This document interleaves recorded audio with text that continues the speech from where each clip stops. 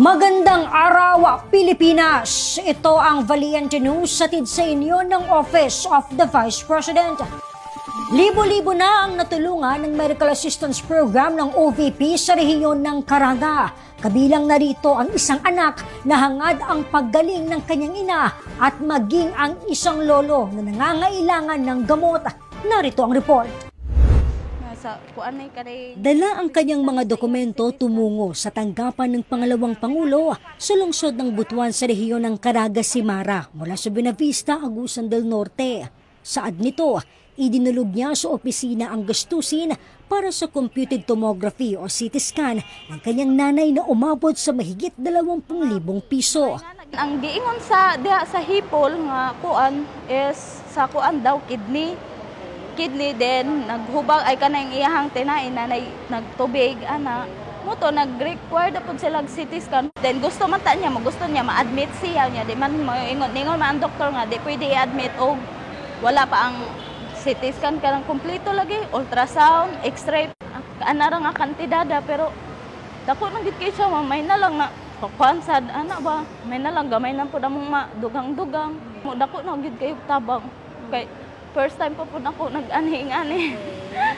Sukad-sukad, wala pa ko ka-ingani. Karon pa, sa akong mama niya, ningan to siya nga, sige tayo, testingin na lang ko pa. May na lang yung kung gani, bahala na.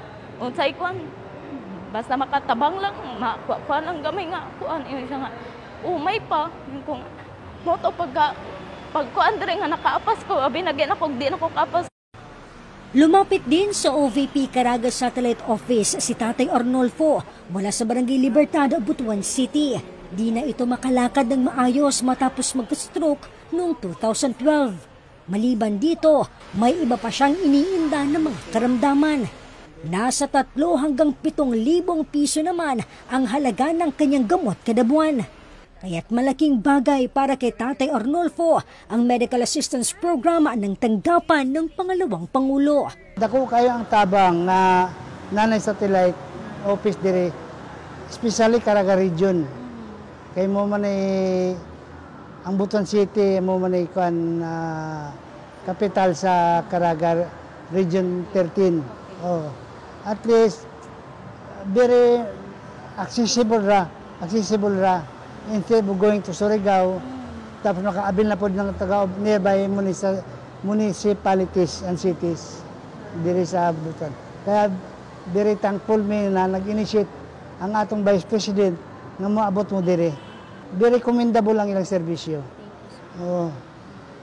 Especially I have to mention the guard. They will face you with a smiling face and they will assist you. Tulad ko, inaalalayan akong umakyat at makaupo.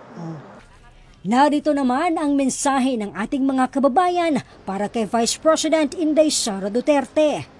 Sa among Vice President, salamat kayo sa tanan. Daghan kayo salamat sa imong pagduol diri sa amo sa Butuan at sa uban pa nga nagpuyo diri nearby cities and municipalities. Hangang-hanga lalo na ako personally, sa tapang at being consistent mo na talagang magsiservisyo. Despite all the pressures, talagang willing kayong isugal ang pangalan ng pamilya niyo at buhay ninyo. Maraming salamat po. Mabuhay po kayo. Iba pang mga residente sa rehiyon ng Caraga dumulog at natulungan ng OVP Caraga Satellite Office. Iba pang serbisyo ng opisina. Alamin. Ako si Claudette Loreto para sa makabuluhan, naninindigan at matapang na mga ulat at impormasyon. Maraming salamat.